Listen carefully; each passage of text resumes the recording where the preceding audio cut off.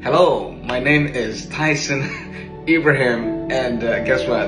I really want to connect with you. So I did not actually wear this t-shirt to show you that I work out and I do physical exercises, but actually I also do some spiritual exercises. And that's why I am introducing to you something called faith exercise. Actually, I've written a book about faith exercises where I teach people how to have faith and to cultivate their faith by small acts that resonates with spirituality and our normal life circumstances and the point of actually staying to your cause, getting and watching God's purpose fulfilled in your life. Yeah, English is kind of that. And I started this journey back in Tanzania,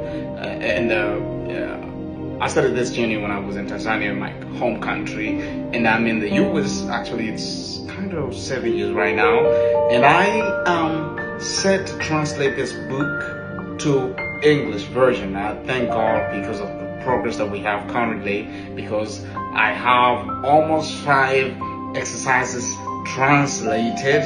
It's a number of kind of 80 plus pages, and we're working on it. God is so good.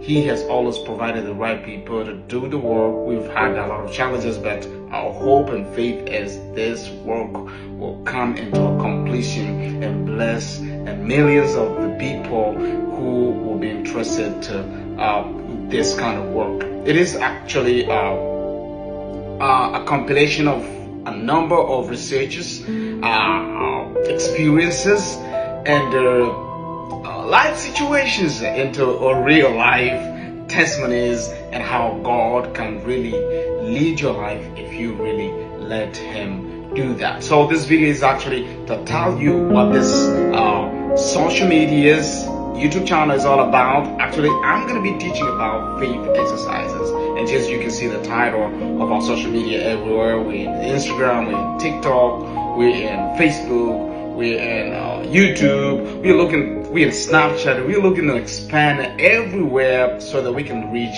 as many people as who's supposed to hear this beautiful and wonderful message. And I'm actually destined to produce a number of videos and share what God will reveal to me in the course of this action. And I want you to know that our theme verse is Hebrew 11 verse 1 that talks about the definition of faith itself. I think you're going to go and check it out and it's really going to be amazing. I think you've heard about the verse. It's all about the faith, and it gives the true meaning of the faith. So the point of this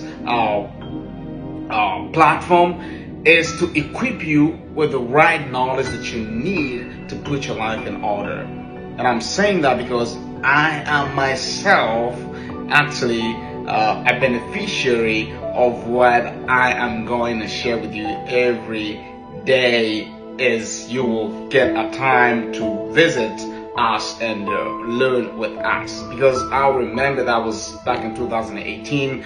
I was a loser. I had come out from a broken relationship that almost teared me apart, and I didn't know where I was going. I felt like my purpose was nothing. I felt like I was losing myself. I really don't know. Actually, it was 2017. Oh, it's written on my t-shirt. Actually, that's why I started messing up. That's really where I started messing up. But in 2018, a miracle happened. I remember sitting on the chair. I was living in a very tiny apartment. It wasn't an apartment. It was a tiny room. Not even a... Oh my God. I had a bed in that room and a gas cook. What else? I think I had a table and a couch. That is all I had. And I had a problem with paying my rent and everything. I remember it was the 1st of January 2018. I went and bought a book. A very small, tiny exercise book, which didn't cost me a lot because I didn't have money back then. And I think I'll make a video and I'll show you the book. And the point I'm trying to put here is that I wrote my goals in 5 years, 10 years, 20 years, 30 years, and 40 years. I almost joke many times when I tell people that I even know the number of grandkids that I'm gonna have, because actually faith is all about being sure, right? And assurance of the things hoped for. Because what you hope for and what you know God is gonna do to you is really what God gonna do to you, because God has actually taught us to ask and we will be given, right?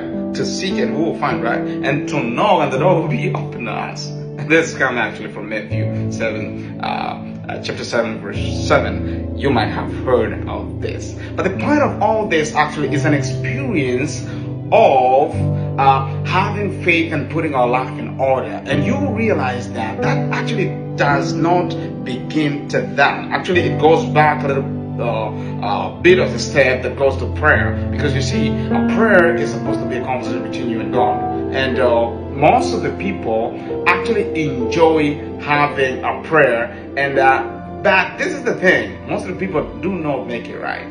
Because most of the people actually do the talking and they don't do a conversation. And that's where, when you go back a step back, actually I'm going to put in a series, because actually where I started from, I had a deep need of learning and understanding how to listen to God's voice. Because I would be amazed when people would be preaching or giving the testimony and saying, I heard a voice of God telling me this. I heard a voice of God. I heard this. I heard this. And I was like, does God have his favorite people that he speaks to?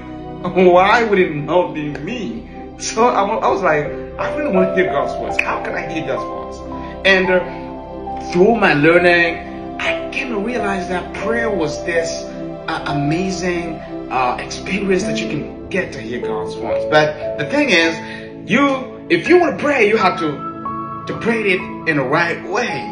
Because most of the people do the prayers like begging. They go to this march and they begging, and they don't feel like they deserve it. Of course, sometimes actually grace is something that you're given because you do not deserve it. But the fact that you're a child of God, when you go before God, you go boldly knowing that you're actually going to talk to your Father. You see, let me give you a little illustration. I think that was like a month ago. My daughter called me. She lives in Tanzania. I'm in the state right now, and of course she traveled everyone to call me. It was like, I want to talk to my dad. I want to talk to my dad. And finally, I got a chance to talk to her, and I really had missed her.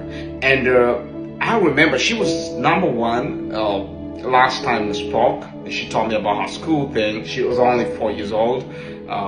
She's gonna be 5 next year, and I remember I had sent money to buy her gifts, and I sent it